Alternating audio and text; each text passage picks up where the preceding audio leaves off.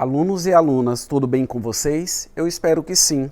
Sou o professor Ney Araújo, professor da Rede Pública de Ensino, e a partir de agora eu peço a sua atenção para que você comece a acompanhar a videoaula do seu componente curricular Sociologia. Esta videoaula, ela está direcionada principalmente àqueles alunos e alunas que estão matriculados na primeira série do ensino médio. E hoje, nesta videoaula, nós iremos tratar a respeito dos fenômenos do mundo moderno. Ou seja, nós sabemos que com a ascensão da sociedade moderna, muitas transformações aconteceram, principalmente nos segmentos político, econômico, ideológico e cultural. Então, nesta videoaula, nós estaremos aprofundando a respeito desses temas e esses temas eles serão aprofundados e ao longo das minhas explicações eu peço que vocês prestem bastante atenção no referencial teórico que será citado, ou seja, algumas informações eu estarei vinculando elas a algumas teorias clássicas que existem na sociologia. Então vamos começar?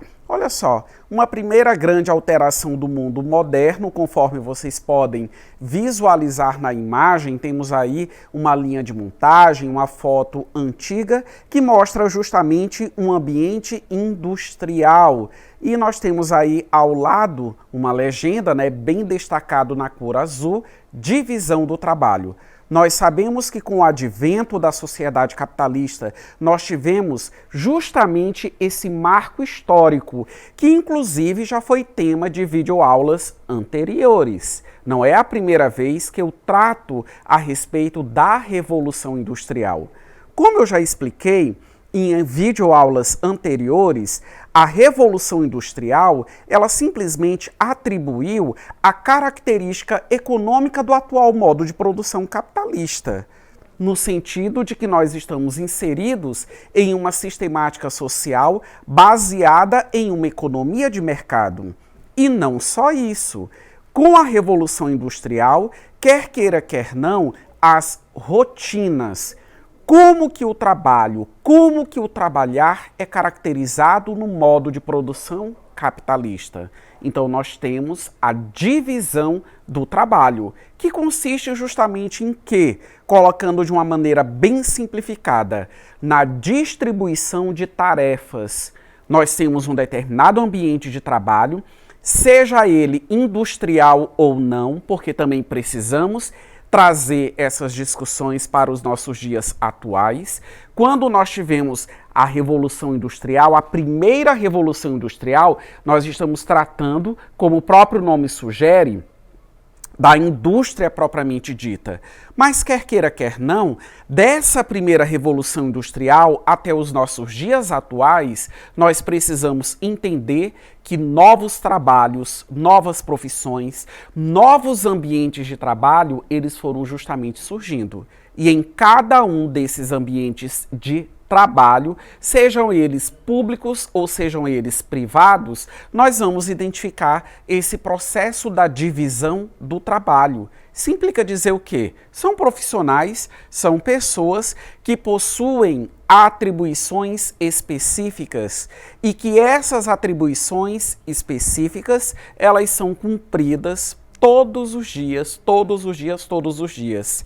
Isso, consequentemente, gera o quê? Uma especialização. Por exemplo, como eu sempre faço no momento inicial das minhas videoaulas, eu sempre destaco componente curricular Sociologia e me apresento todas as vezes a vocês com o meu nome. Pronto, o professor Ney Araújo, ele é o professor de Sociologia.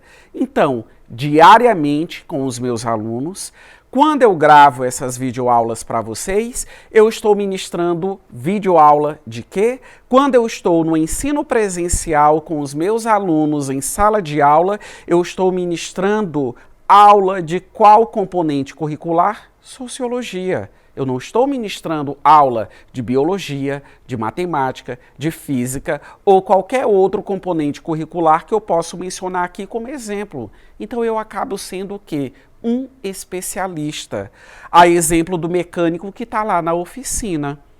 verificando o motor de um carro, a falha que ele apresenta, trocando uma peça, etc, etc, ele é um especialista naquilo que ele faz.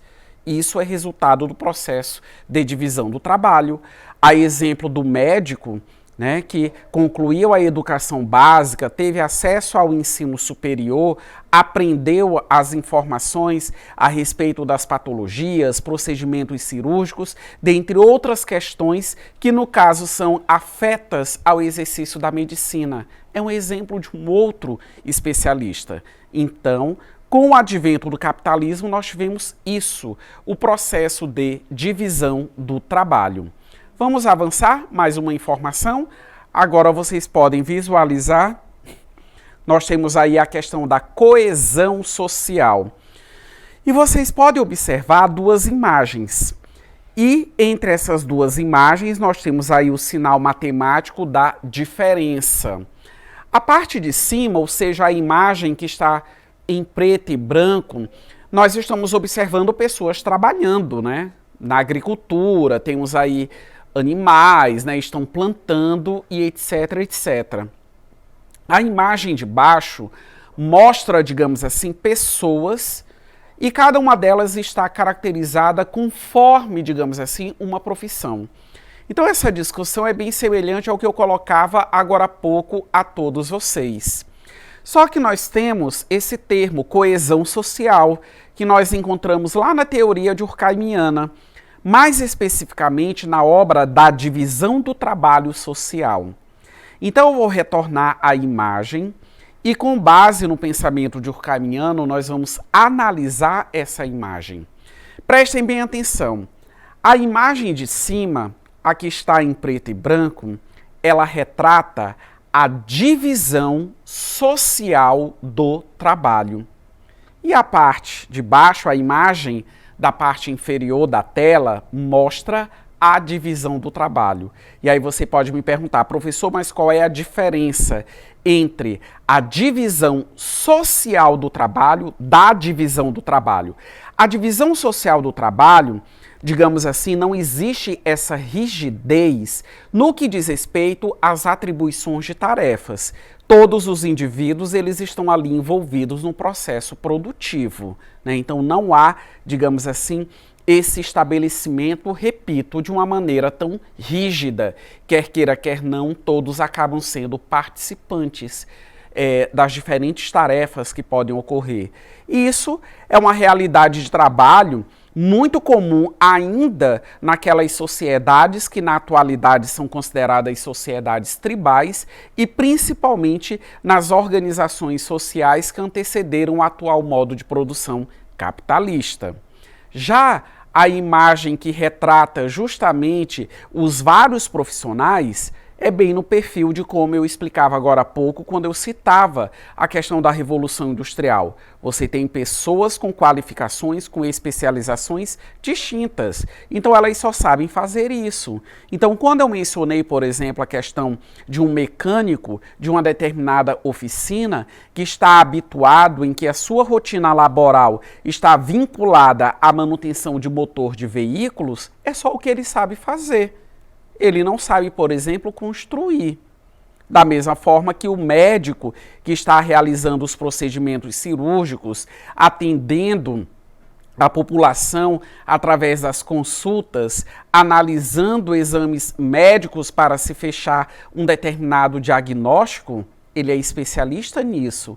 Consequentemente, esse médico, ele não sabe, por exemplo, dar manutenção em um veículo, no próprio veículo, caso ele venha a apresentar alguma falha, né? Então, isso é que acaba correspondendo à divisão social do trabalho e à divisão do trabalho. E elas são geradoras de coesão.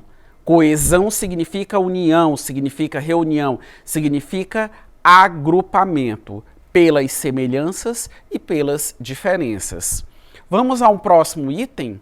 Nós temos aí várias pessoas em mesas organizadas com os seus computadores, notebooks, e nós temos aí racionalização, teoria weberiana. Quer queira, quer não, à medida em que o capitalismo ele teve toda a sua ascensão, foi necessário, digamos assim, burocratizar as instituições sociais. E quando eu falo das instituições sociais, eu não estou tratando somente, digamos assim, daquilo que está vinculado ao poder público, mas até mesmo as empresas, as organizações, utilizando um linguajar mais vinculado à área da administração. O que é que significa essa racionalidade? Significa burocratização, mas não a burocratização que, digamos assim, faz com que as coisas elas emperrem, não caminhem, parece que é uma coisa sem fim, sem solução. Burocratização no sentido de estabelecer processos, procedimentos que fazem parte, digamos assim, de toda e qualquer instituição à medida em que ela existe. Então, por exemplo, uma escola, como é que ela funciona? Todo o funcionamento de uma escola está dentro de uma racionalidade, né? Vamos supor, a secretaria da escola.